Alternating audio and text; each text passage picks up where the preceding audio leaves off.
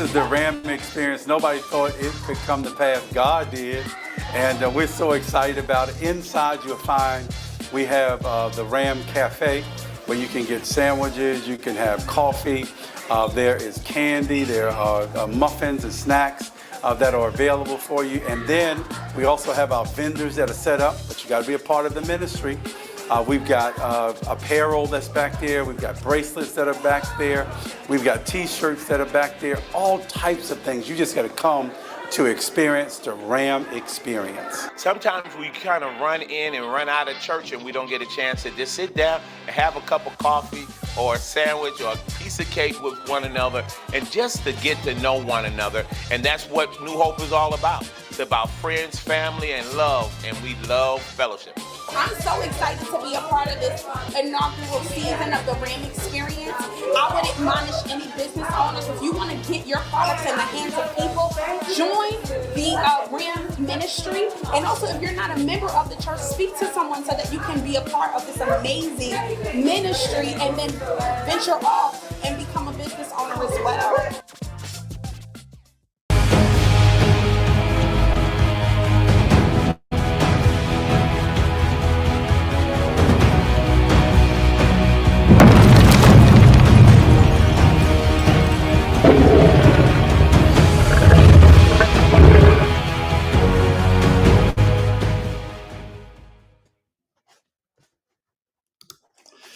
Hey, well, great evening, everybody. Blessings to all of you. Pray that your day has gone well. And as you come on, please like and share. Share our page on tonight. Please share this with a ministry worker, perhaps even a business owner, even your senior pastors. We want to definitely encourage those to get on tonight. So please like and share our page as we get on tonight. Good evening to Cornisha. Good evening to Brother Willis. Like and share. Interesting topic tonight. Got some great pastors that are on with us tonight, some senior leaders that are on with us tonight. And I'm going to bring them on in just a moment and be able to share with everybody on tonight. So please like and share our page. Hey, Sonora, like and share our page. Sister Wanda, Missionary White, please like and share as we get ready to get started with some of our topics tonight. Leading post-pandemic. What does that look like? So, hey, I've got some guests that are on with us tonight. I'm going to bring them in, allow them to introduce themselves to you. And as we get ready to dive into some hot topics, and if there's some issues or some things that you would like to discuss, please type it in the chat. So we can discuss those. Tonight. All right. We got 3D Nation is in the house. So, hey, let's get ready to bring our first guest on tonight. Apostle Thomas. Apostle Thomas is on with us tonight. Blessings, Apostles. Greeting to you tonight, sir. How are you? I'm great. Blessings to you, Bishop. How are you doing, sir? Man, doing great. Just come back from celebrating our 34th wedding anniversary this past Saturday. And so, she's kept me, Apostle. She didn't fire me. And so I'm happy with that. That's awesome, man. Congratulations to you guys. Thank you. Would you again, I know everybody knows you from around the country, but would you tell everybody the name of your church and how they can find you on Sunday morning? Yeah, we're Chosen Generation Outreach International Ministries. We're located at 2574 Old Covington Highway in Conyers, Georgia. And you can find us at a Chosen Generation World Church, Chosen Generation Outreach International on Facebook. We're out here, man. We're just grinding. God bless you for having us on. Thank you so much. We're gonna bring our next guest on. All right, there he is, the world-renowned Pastor John L. Moore is in the building. Hey, yes, sir. I'm well. How y'all doing, man? I'm excited. Doing good. Tell everybody who you are. I mean, they already know, but okay. Tell them who you are on Sunday morning. Well, before I do that, let me say congratulations on the anniversary as well. Both of y'all have been married since I was born, so praise the Lord. I'm the newbie on the block, but it's all right. Don't Listen, make y'all. us laugh, John. Well, listen, man. My name is Pastor John Elmore. I give a leadership to an amazing church by the name of the 3D Church, located in the city of Stonecrest. They changed it on me, so it's the city of Stonecrest, Georgia, 2244 Panola Road, Lithonia, Stonecrest, Georgia. And man, I'm excited to be on with such pioneers in the gospel. I love both of y'all so much. So thank you for having me to be a part of a conversation like this. Yeah, thank you for jumping in with us tonight. Hey, as y'all coming on, please like and share. I see we've got Bishop Sylvester Robinson who is on with us tonight, and we appreciate him. He's an incredible friend of mine, pastor a great church down in 3 locations now. I think he's in Las Vegas, he's up in Indiana, and also home base down in Orlando, Florida. So we thank God for him, and so good to see. My wife is on with us tonight. So please like and share tonight as we get ready to get into some great conversation and to talk tonight, just to have some candid conversation. So, hey, one of the things I want to talk about tonight, Apostle and Pastor Jay, is some of the things that we kind of dealt with. I guess, nobody, really, at least I didn't see COVID coming. I kind of heard about it. Me and my cousin kind of laugh about it now because, he was telling me some things he was seeing on CNN, and he was like, well, what am I going to do about it? I said, nothing. I'm going to keep what I'm doing. And little did I know, our lives were about to absolutely change forever. I mean, forever, absolutely forever. The way we did things, to be shut down, and now to be somewhat coming out to what I would call a new normal, and not necessarily the normal that we're accustomed to, because there's some people still, we wear masks, some don't wear masks, and we don't know what to do. How many vaccines? First it was 1, now it's 2. Then it's got to get a booster shot and yada, yada, yada. And so just kind of doing ministry and just business, because I know both of y'all do both of them. So I want to kind of talk. I guess the first thing I want to kind of throw at Pastor Jay is talk to us a little bit about how have you made adjustment to change, and what are some of the things you had to change as a pastor? Perhaps maybe you were doing it before, but now what did work before ain't working now. So what are some new things that you've had to make adjustment to, or some things you had to kill from what you were doing before? Well, the first thing I know was having to find a way to reach the people when the world has been at a standstill for so long. One of the things I found was it was extremely important to become innovative in this day and age and fresh as far as hearing from heaven for ideas to reach people, because the old methods just were not consistent. I'll say that. Now, I wouldn't say they won't work, but they weren't consistent. People for 19 months had the ability to sit at home in their bed and get a breakthrough. They were able to cook eggs and cook breakfast and still get elevation and still grow and be groomed. They were on Zoom calls, and even our children got accustomed to virtual ministry. So to think 19 months of a habit being broken because the world says that COVID is over or almost over.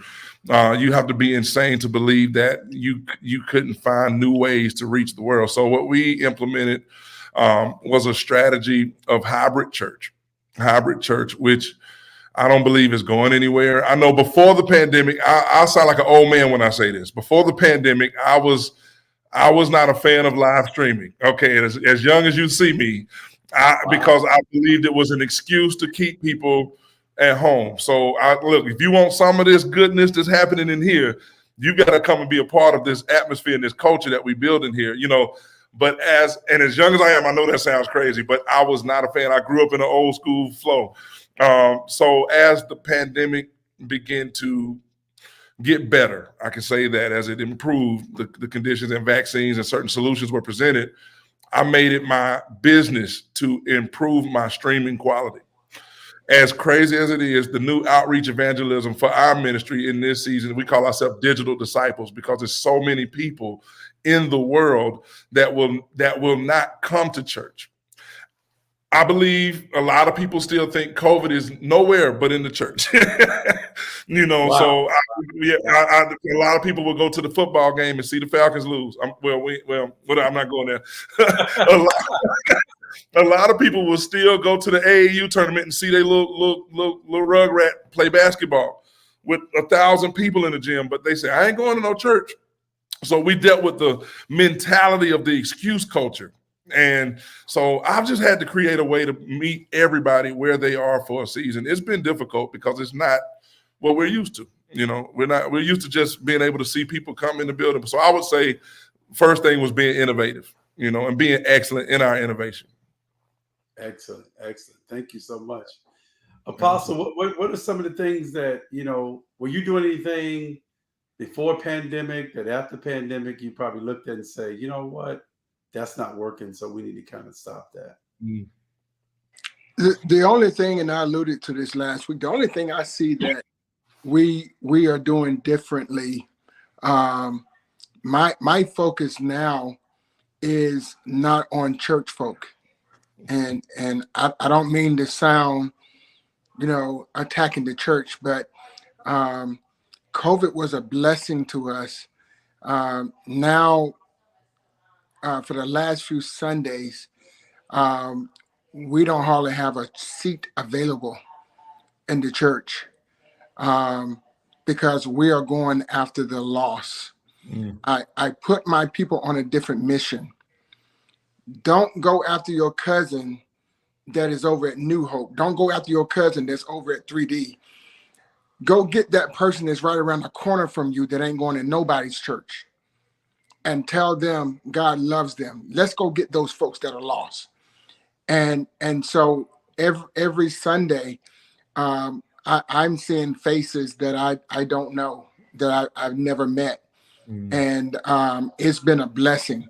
I think now a lot of the unchurched world is becoming curious about this church thing. I had a 19-year-old young lady come up to me after church on Sunday, and she said her friend brought her up, which is a partner at the church, and she brought her to church for the first time, and she said, I'm very shy. I didn't want to come up to the altar. She said with tears in her eyes, I'm really curious about this Jesus thing. She said, I got some problems in my life, and my friend keep telling me Jesus can fix it. She said, how can I get to know this Jesus man? What do I do? And after church, Bishop, we did this sinner's prayer with this young lady, 19 years old. And she said, I'll be in church every Sunday. This is what we're seeing now. So that is one thing we did different. We are strictly doing what Jesus did. We're going after the lost. And yeah, it's working because now you got to teach church etiquette. You got to teach classes that you wasn't teaching before. We moved our service times from 9:30 to 10. At 9 a.m. every Sunday morning, we do a overcomers class. Listen, I couldn't get people to come to church on time at 9:30 for nothing. I kid you not. At 9 o'clock, Ride by Chosen Generation. At 9 a.m., open forum, overcomers class. Folks are coming in because they can talk, they can share. How do I deal with this? How do I get over that? So those are some of the things that we're doing differently. And I think ministry has to make sense now. You can't just be doing it because you can hoop. You got to give people something. They got to have something. It's got to make sense now. Wow. Yeah. That's good. That's real good. I was sitting in a meeting today with Dr. Sam Chan, and he said something striking to me, and I wrote it down. He says, how do you measure engagement? How do you measure engagement? How do you measure whether the people are engaging to you? I remember years ago, I'm in a conference with Bishop Hilliard down in Texas. And he made this statement. He says, you can watch the flow of where your people come to church. He says, some people come to your church because they enjoy the singing and they'll tolerate your preaching. Or some people come to church and tolerate the singing because they enjoy your preaching. And he said, you got to watch the way people come in. If people are coming in late, they're tolerating the singing, but they enjoy the word they're getting. He said, if people are leaving early, they're really tolerating your preaching and they enjoy the singing. And so how do you, Pastor Jay, how do you measure the engagement of people? I know I watch you, man, from afar, and I watch how you come up with sermon series and topics of what you're going to be talking about. I mean, how do you get to those points in some of the sermons that you're going to be talking about? Well, I believe, as for our church, I can say I see a balance of both, and it's some who come just for the music. Lachey, they want to hear Lachey scream. And then you got those who come in right before I preach every Sunday. You can see the same group of people that you can tell. So I can see that. I believe two things. The high quality worship experience in general, and fellowshipping and a sense of social belonging. One thing that every person in the world wants is to feel important, to feel like they belong, to feel loved and connected. And I just believe having a way to do that has been very successful for us. We've been able to engage people.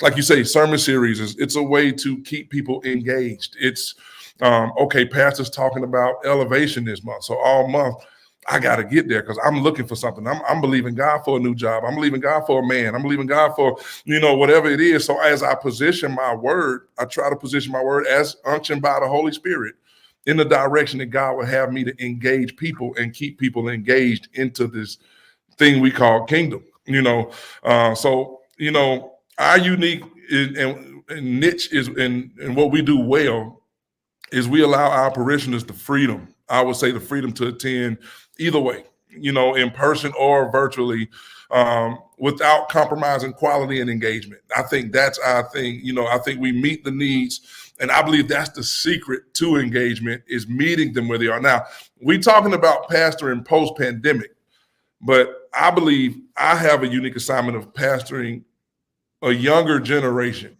And not saying that you guys don't, because I see a lot of young people in both of your ministries, but my attraction, my engagement connects directly to who I am, and you are who you attract. So I have to post-pandemic pastor millennials, Generation X, and that's a different animal because they are focused on what they get from you versus what they give to you, so I've had to create culture around my people that allows them to know that this is the benefit of being engaged, so once my generation has to see, what do I get in return for being in God's presence? It doesn't have to be money. It doesn't have to be a gimmick. It just needs to be valuable. They need to be able to see, what do I get? So as I'm always steady, consistently pushing the narrative of this is what you get by being faithful.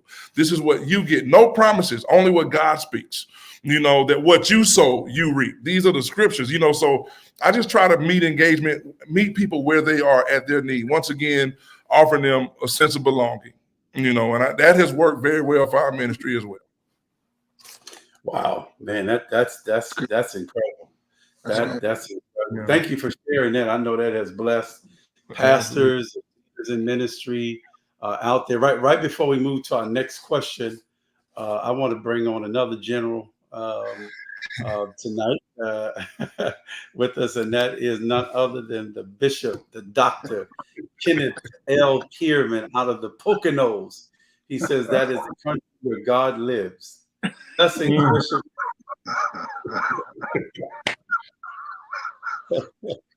How are you? I'm doing good. Good evening, everybody. Good evening, everybody. Blessings to you. Yes, sir. Blessings. So, Apostle Thomas, so, Pastor Jay talked about engagement, ministering on sermon topics for the month, going to the next level and things like that. Is that kind of your thought pattern? How do you set up your months? How does God bring you that revelation? How do you measure the engagement of are the people engaging to your sermons and or your messages that you're trying to get across. I know one of the frustrating things as a pastor can be is when you thought you've done a great job and they still didn't get it. Mm-hmm. Right. Right. And I can remember Bishop Long telling me one time that you're going too fast from one topic to the next. Wow. Have to stick with it long enough until they get it, because you're moving faster and you're trying to move them as fast as you're moving, and you can't do that because now you're moving them and they hadn't caught that point. And now as a Right. pastor, you become frustrated because I'm trying to get you to this point when you didn't grab this one yet. So how do you measure that? Whether people grab what you want them to grab? Well. So when we came back into the building, and I was praying to God last year, the latter part of last year, what do you want to say to your people going into next year? And so God ministered to me, and his words to me was faith over fear, the God of a turnaround. And I believe that so strongly that I went and got a big, huge banner and I put it on the back wall. So when the video is playing or when the people are watching me, you can't help but to see that banner. Mm-hmm. So my whole focus for this whole year has been faith over fear, the God of a turnaround. So no matter what my sermon topic is, it always leads back to that because we're coming out of the pandemic. And so the one thing that people have to be able to grab is something that tells me I'm going to be okay. So God ministered to me and helped me to understand this is what God's people need to hear now. Is that if you lock into, I know, listen, we all can name somebody right now that we lost to the pandemic, pastor friends, families. And it was hitting hard, man. I had one family in my church wiped out a whole generation. And I ended up going to Alabama to those funerals because there was so many family members back to back to back. Wow. And so I agree with Pastor Elmore that the sermon topic had to make sense.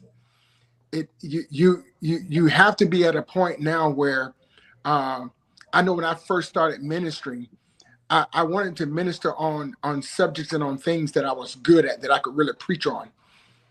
Now we're at a time point where you got to hear from God as to what your people need to hear. Because there you can see them, and I'm sure all of us know this. When you're ministering, you can see your people hanging on to every word that you say. And so I agree that the sermon topics has to be long lasting. I did not intend to run the God of a turnaround this whole year, but that has been the sermon topic for this whole year. Everything I preach on brings you back to faith over fear, the God of a turnaround. And truly, we even went to one point around May and June where I start telling God's people, I want to hear your testimonies of your turnaround. I don't want you to just come in here. I need to hear, because God told me this is the season of a turnaround. I need to hear your testimonies. And the testimonies were crazy of the people that was ministering. And though this month, likewise, we're running for a whole month, harvest time. We're running harvest time, the God of a turnaround. And so I do agree that I believe that the sermon topics now has to be something very tangible, that not only we preach, but then that we can see the demonstration of it in our congregations, that they'll come back and testify to what we're preaching. I believe that wholeheartedly.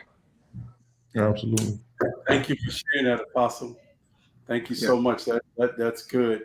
And Bishop Pierre, we kind of talking about, measuring the engagement of your people, and talking about sermon topics. And Pastor Jay brought up a great point of knowing the audience that he wants to reach.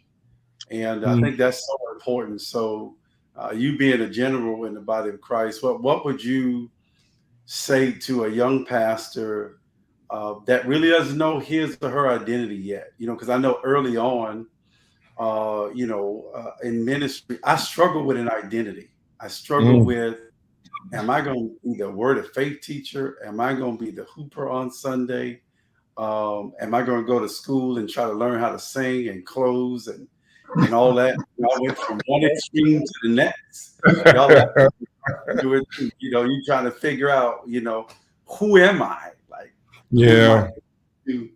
And I'm just now getting to the place now where I'm comfortable with who I am and who I'm called to, Mm. and comfortable also with who I'm not called to, because I know I'm not called to everybody. I realize that. So, what advice, Bishop, would you share maybe with a young pastor that may be struggling in that area? Whoa, this is going to be really good. First of all, we all try to do a little bit of it all. I think we all have tried that. When we find out what seems to be working, we try to get into that. When it was the word of faith, we try to be a little bit of word of faith. When it was supernatural, we try to be the supernatural. We try to be the deliverance. But here's the thing. If you don't have a father, you won't have no one to follow. You got to have somebody you can copy, first of all. And most of the time, we don't have anybody to copy. Now, when I say that, we all have to have somebody to copy to start off from. I think when we have sons and daughters that come from us, they try to imitate who we are, as long as they don't try to be a carbon copy. And so when the first part of it is, I wanted to be a carbon copy of the Arturo Skinner to a degree. And then you begin to find who you are and the audience you want to target as the Lord gives that to you. And as you begin to start being like your father, or who that person is in the gospel, because we have some pastors that are women, so I don't want to leave them out like that, or that person that is leading you, you will begin to imitate that person, because that's your first person you're going to duplicate. And then as you begin to fall into who you are to become, you'll start finding out what audience you are going to deliver to. And that becomes I want to say the hard part, because you begin to see different things open up, and you'll grab a little from each thing, each movement that you'll find yourself involved in. And then God will show you that now you need to pray about who I have called you to. And when I've called you to this particular audience of people, you don't let nobody cause you to deviate from that and make you feel bad because you're not ministering to that group of people or that group of people, because you're open to all, but this is where your heart will go to. For I know that I'm called to work with those who are called to unlock the things of God, the heavens of God, those deep mysteries of God. That's what I know I'm called to do. I work best right there. I know it. I don't let people make me feel bad, because I know how to unlock those treasures, and I like to teach people how to unlock those treasures, and teach men and women who are working with leaders and pastors how to work with them, that it can be an asset to their leadership and not a liability. That's what I do. That's what I know. But there was a time that I tried to fill in every part of it, and I was making a shipwreck. And you got to be open enough as a new pastor or ministry person in ministry to not be afraid to say, I'm messing this up, and I need to go back to whoever my covering is and be able to say, can you help me get back on track? I need to be able to say that. I got to be able to say that, and not be afraid, and not be afraid, and not be afraid. The word is not be afraid nor ashamed to be able to say it. And if they say to you, I told you, you were in the wrong lane. You told me, I eat it. Now help me get back on track. I need to say that because somebody's listening and need to hear this right now. And then when you're on that, when you're on the wall doing a good work, don't let nobody pull you down from it. Because in ministry, can I say this? And I'm going to make this real quick on this. In ministry, we spend the first part of our ministry lives trying to prove that we're good and do what our fathers and mothers of the gospel have taught us. Then we have to develop that talent of what makes it work that God has given us, and yet keep the values that they've taught us. And then something is birthed up out of us. Oh God, I felt that in that thing in me. It's birthed out of us of all that was given to us that makes us who we are. to begin to work in what he's called us into. I hope that wasn't too long, but that's a good answer, I think. Yeah. That was a great answer. You made me want to jump through the phone. That's what I did, and that's what helped me. Was most people say don't be a copycat. I love the way you said don't be a carbon copy, and I often always say it's okay to be a copycat as long as you're copying the right cat. Mhm. And I think a lot of times people don't have, as Paul says, these mentors or these fathers of the faith or examples that they've seen in front of them to know what that looks like. And I think so many people, Bishop, I'm going to come back to you again because you got on late and we're going to just get everything we can out of you, is that so many people have abused fathering, and so many people have been hurt in that area and in that aspect of knowing what that looks like, because the first thing normally comes out of me, you got to sew up, you got to give to me, you got to do this, you got to do that.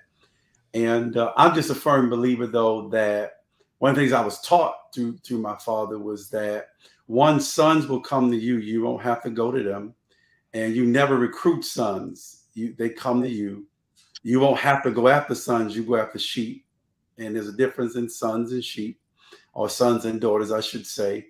And one of the ways I knew that was my father was not celebrity status, wasn't size of the church, none of that kind of stuff like that. But it was what was coming out of him that drew me. That's what, there was something that was a sound, if you will, that was coming. I knew I was drawn to that. That's what connected me. I knew we were supposed to be connected. Now I had mentors and other people, but I knew where my father was at, because a lot of times as leaders, I think we vent down to our people. And I often always say, every vent in your house is over the stove because it's meant to smoke up. Because when you vent down, you'll smother the people. You'll kill them. They don't know. They're like, I did that early on. They're looking at me like, what are you talking about? Like, you crying and you're frustrated and we can't help you. We're looking at you for leadership. You're crying to us. And a lot of times, all of it, be honest, we've sometimes been guilty of that. And we're bleeding on the wrong people because we don't have, as Bishop Pierman says, the covering or somebody that we could vent up to. So what would you share, Bishop, before we kind of ask Apostle Thomas next? What would you share with a young pastor? How do you know you need this spiritual father, this covering, if you will? I mean, how do they know? What should that relationship look like, Bishop? Excuse me. Wow. That's kind of I want to say that's a bullet that comes out that got like about 7 bullets to come out at one time, or like a cat of 9 tails, because they're thinking constantly.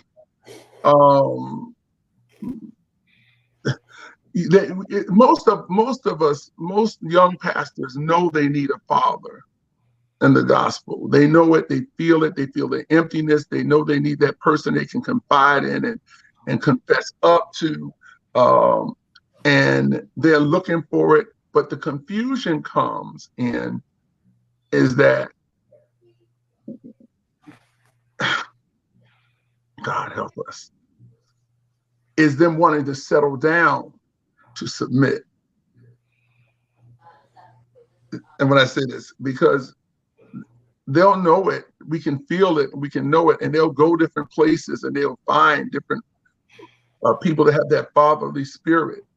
It could be their father in the gospel. And I know we're led by the Spirit to sit under the great leader, or we feel it, but they'll come right to that person. And I think some of us have been through this, and they'll come to us and we'll take them in. We'll feel that agreement in it. And then at the same time, they will never submit, and they wander out and go somewhere else and become a child of another person. And you're sitting right in the service somewhere and they say, this is my other spiritual dad. So they got 20 spiritual dads. So with 20 spiritual dads, they can never settle down because they can never get a right spirit in them to learn how to be able to be free because they're tangled up with all these other things that are coming to them because they never learned how to submit just to say, I need help from one person right now, other than God, one person that will come and love me in my mess, clean me up, and help me stay on track. And you're on here, young man and young woman, and you have to say to yourself, I'm willing to acknowledge I need a spiritual dad. And I want to have that. And I have to be able to relinquish my fears and say, I'm here, help me. And here's some of the things I got to deal with. You have to deal with me, but I'm ready to submit to. Because that's what it's going to take. And you say, how do you want to know that? But that's the first thing you got to know. They know it already. Sometimes we give people too much freedom. They don't know. They know. They already know, but they don't want to submit to what they know. That's good. That's good. Thank you for sharing that, and even talking to somebody that may be watching tonight, or somebody's going to watch this, even in the replay. I know it's going to bless their life in a great way, And so, Apostle, I know you've probably seen a lot, dealt with a lot from your perspective of mentoring, fathering people, and even yourself knowing what that looked like, what it should look like. What advice would you have? And how does, because I think a lot of times, Pastor Jay, too, people think that pastoring is this glamorous thing that you do, and you got all the friends in the world, but they don't realize that it can be such a lonely place sometimes. And as Bishop Pierman said, who do you talk to? Who do you share with your vulnerabilities, or when you're going through a rough spot with your marriage or with your children? You, the pastor, because you can't go to the elders and everybody else in the church and all that kind of stuff. What would your advice be, Apostle, to maybe a young pastor that's out there right now? Talk to them, and what would be something we could grab from that? I think Bishop Pierman summed it up very well, and I think in today's time, one of the issues we find, Bishop, is first of all this defining fatherhood, and in this era, one of the scary things is, Bishop, I was at a men's conference and I was asked to speak, and the scary thing is society is really wiping out fatherhood right in front of us, and we're not even paying any attention. They are discrediting fatherhood right in front of us. And so the first thing is defining fatherhood to the point, watch this, if you're a pastor and you're a pastor in a church and you've never been fathered by a father, even before you became a minister, I'm talking about from your adolescent years, to your teen years, to your adult years. If you don't know what it feels like to have a father in your life, someone that you call a dad, it's hard now with a yoke around your neck to submit yourself to someone that said they're going to be your spiritual father. Wow. It's tough. And my heart bleeds and I cry for this generation of pastors, because Bishop, and I know, my father was there. Not only a father in the home, he was my spiritual father. And I served him as a natural father. I served him as a man of God. And this is the next problem we got, Bishop. We don't want to serve a man of God. But the Bible says that when Elijah found Elisha and he put his mantle on him, Elijah followed Elijah and served him. He followed and served him. This is the big problem that we have in the body of Christ. I ain't serving no man. Well, see, that's the first problem. Elisha didn't serve Elijah the man. Elisha served Elijah the man of God. He's seen the God in him. This is the problem. When we become celebrity pastors, Wow. and our sons don't see a father, they see a celebrity. Can our sons be transparent with us? Can we be transparent with our sons?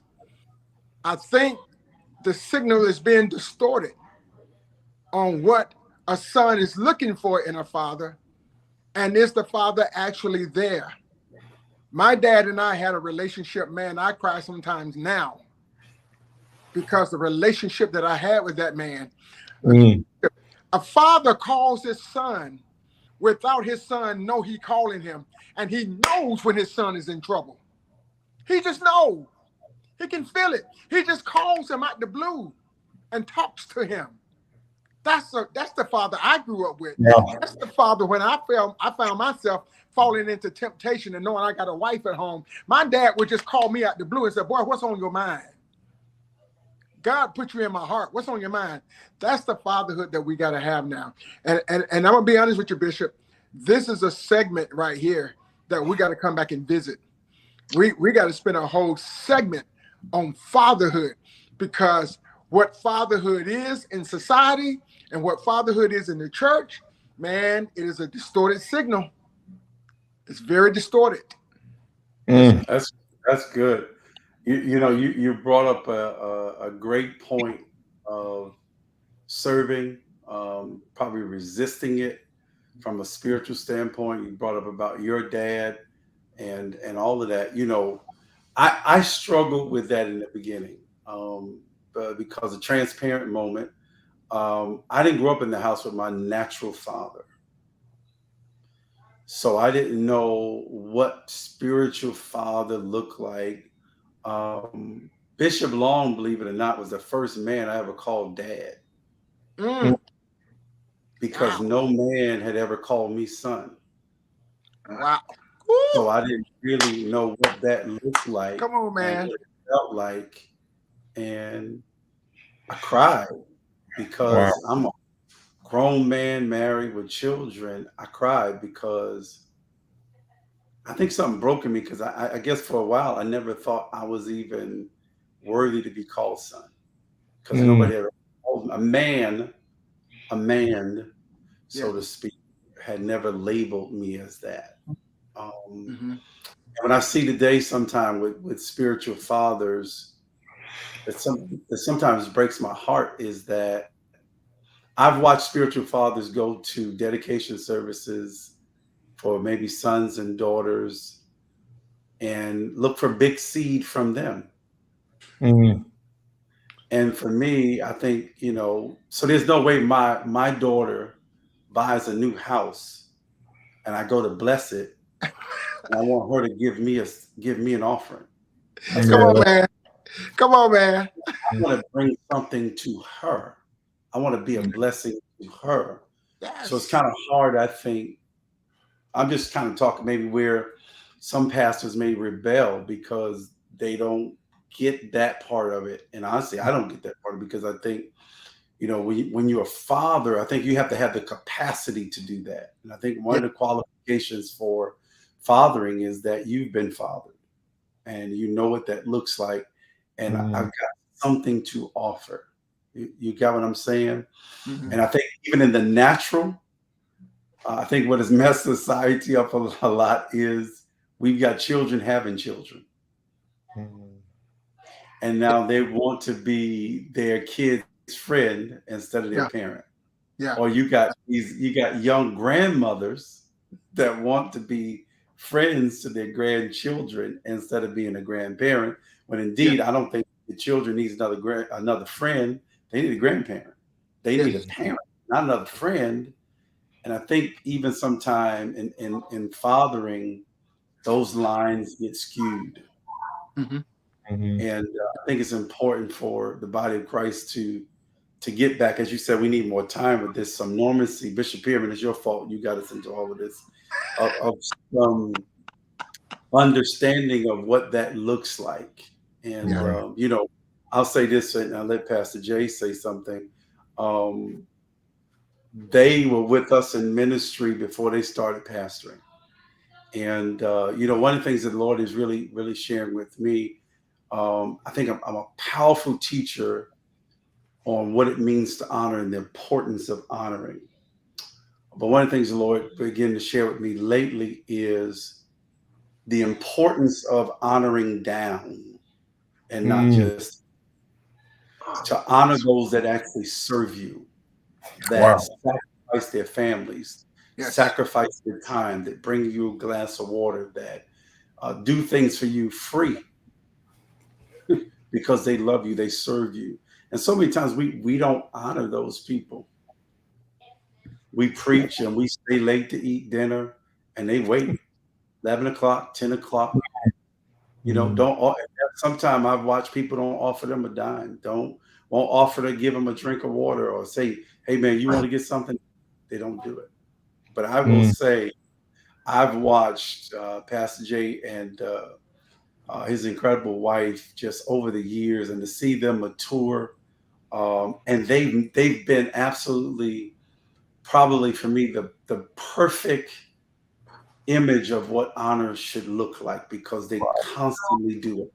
I've Wow. watched Wow. whether it's me, my wife, I've watched them honor the late Bishop Quincy Coswell and several people just to watch them. A lot of young people think, I got this. I get out of here. I don't need you, you old head or whatever the case may be. But I've watched, Yeah. and that to me, that's a perfect example because you don't see that every day. Hmm. You don't see that every day. So, Pastor Jay, I'm gonna give you the last words here before we jump off. It's getting late, and just want you to know on behalf of my wife and that we love y'all, man, and we want to honor y'all today. And just thank you for being you. Thank you for Wow. being who you are, your uniqueness, and thank you for just continue to stay humble, no matter the company and all the people that God has introduced you to. Yes, sir. Y'all just remained humble. I mean, out of nowhere, as a birthday or anniversary, I get this, FaceTime from his wife. Hey, old man, just want to say happy birthday or whatever the case may be. And I'm like, who calls me on FaceTime? Like, I mean, people texting today, so I gotta answer. And Yeah. so I'm thankful for y'all, man. So love you guys. So come on, Man. talk to us a Oh, you little bit. good. Yeah. We love you too, Bishop. Man, listen, Dr. Pierman, God bless you. Thank you for your wisdom tonight. We honor that. And Apostle, you already know what it is, man. I love you, man. And I thank God for you covering. All of you represent my scenario of covering. Bishop, you said, I've always said this, something God gave me. I don't even know if anyone else in the world has said it. I don't know if it's in the book. It needs to be in one that I write, I guess. Honor goes up. And I think if more pastors can learn the art of honor, I've always been taught that honor is the seed for access. If you want access, you got to honor into access. God said, honor your mother and your father. The only commandment that came with a promise, he said, so that your days may be extended on the land or longer on the land. He did not say honor your sons and daughters. I believe respect goes up and down, but I believe honor should always go up. That I've never made it my mandate or requirement that my leaders honor me. It's my assignment to honor them. Now, it is required to respect me mutually because I'm a man, and I'm a grown man, but honor, even when you're wrong, I honor you. Even when I disagree, I honor you. And I think that's the open door policy for me to have access to my destiny for certain situations that I've had. A lot of times, I think young pastors, since we were talking to young pastors, I walk in the assignment of a young pastor. It's hard to be a son Sometimes it can be difficult because you said just because their fathers doesn't. We've got some deadbeat dads. I'm not saying mine is. I'm great covering, but we've got some. So it's like what's considered to supposedly be a covering becomes a smothering. And I believe that you cover a fire to keep it protected from the rain, to keep it burning, but you smother a fire to put it out because of secret competition. I'm just being honest. So we have to be honest in that and balance the scale just a little bit. And so it makes it hard to call someone dad. When I, on the other end, and Bishop, I know you were transparent and you're not having a biological father in the home. I had an amazing father figure, so I know what it's like to have a good dad. But when who I want to call dad, and it, may not look like, I'm not speaking personally, I'm saying hypothetically, what does that do to somebody that had a great dad who's having to see fathering at a different angle? No excuse. If God assigned that father to you, honor him. And that's where I've moved my whole ministry into honor. There are people that submit to my leadership that will not always agree with me, but they honor me, and I thank God for them. And I will say this lastly, I believe, and I agree with everything that you all have said, I believe that every pastor needs a pastor. Every pastor must have, honestly, every mechanic has a broke down car somewhere. Every barber that cuts my hair has always had a bald head. It's the weirdest thing, and I believe every doctor honestly has a doctor. I don't care if you're the best surgeon in the world, you cannot perform surgery on yourself. Only in the body of Christ do we try to heal ourselves, pastor ourselves back to wholeness. And I believe against that. I believe every pastor needs a pastor. And Bishop Lee Park, I'm an eclectic pastor because I got a little bit of you. I got a little bit of you. I got a little bit of Apostle. I gained a little bit of Dr. Pierman tonight, and I'm grateful. And I got Kay Francis. I got all my peoples, man, but I honor Kay Francis as my pastor. For launching me into ministry, but don't think for 1 minute you don't have a lot to do with what I say. Matter of fact, some of the stuff you said tonight, my people watching tonight have heard me say that because I learned that from your leadership. And I just thank God for you, man. I got to honor you in return, in reverse, man, because I believe you're worthy of double, more. Yeah. So I thank God for all of y'all, man. Man, I'm humble. Wow, this has been good. Hey, y'all show us some love out there. Hit some hearts and thumbs up if you want to see us come back. Next Monday, we're going to ask Pastor Jay right now, live in front of a whole wide world. He come back and be with us next week. Whatever you need, man. Whatever you need. All right. Yes, sir. We got Pastor Jonathan Perry on here with us tonight. Want to appreciate him and acknowledge him. And he wants to know, what are some of the key steps to pastoring post-pandemic? And so we've got about 6 minutes, and I got to get off of here. If you could give one key tonight, what would it be, Apostle? One key tonight, Pastor Jay, give one key tonight of what would one key thing be for pastoring post-pandemic? Just give one nugget for Pastor tonight. One nugget. What would that be?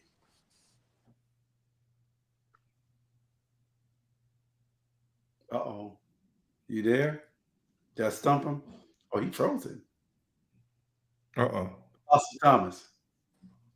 Oh, now he gone. You there? Okay. Give us one key. Look like Bishop Pierman is frozen. One key. Go. There he is. Oh, there he is. He's back. I thought he was tricking me at first, but he's back.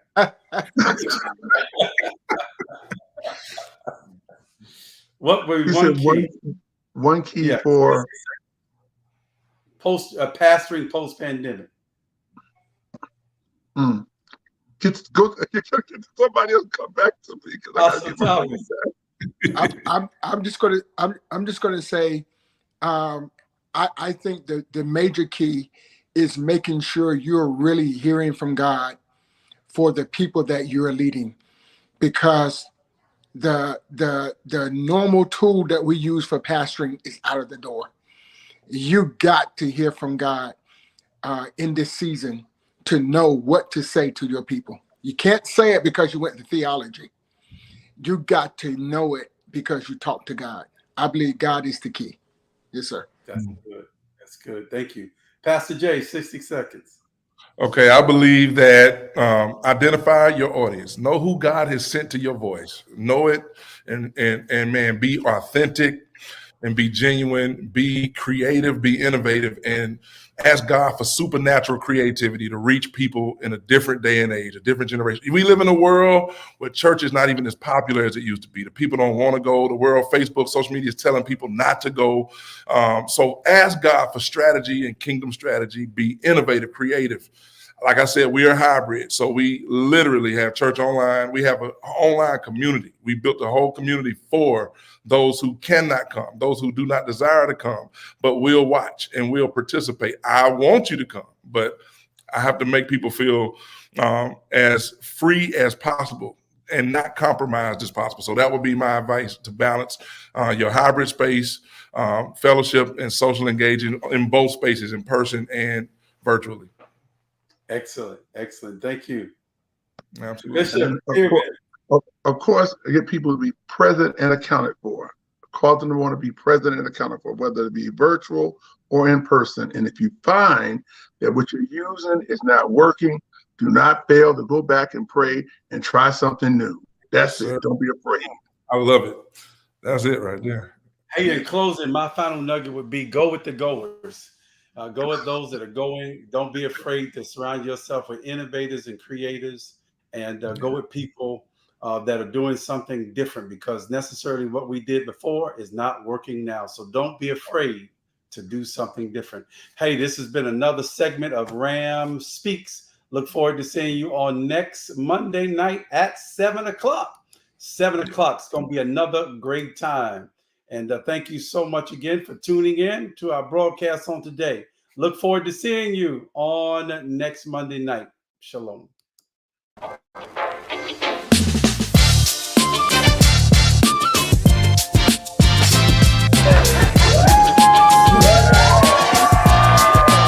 Hey, this is the Ram experience. Nobody thought it could come to pass. God did. And we're so excited about it. Inside, you'll find we have the Ram Cafe, where you can get sandwiches, you can have coffee. There is candy, there are muffins and snacks that are available for you. And then we also have our vendors that are set up, but you got to be a part of the ministry. We've got apparel that's back there. We've got bracelets that are back there. We've got t-shirts that are back there. All types of things. You just got to come to experience the Ram experience. Sometimes we kind of run in and run out of church and we don't get a chance to just sit down and have a cup of coffee or a sandwich or a piece of cake with one another, and just to get to know one another. And that's what New Hope is all about. It's about friends, family, and love, and we love fellowship. I'm so excited to be a part of this inaugural season of the Ram experience. I would admonish any business owners, if you want to get your products in the hands of people, join the Ram ministry. And also, if you're not a member of the church, speak to someone so that you can be a part of this amazing ministry, and then venture off and become a business owner as well.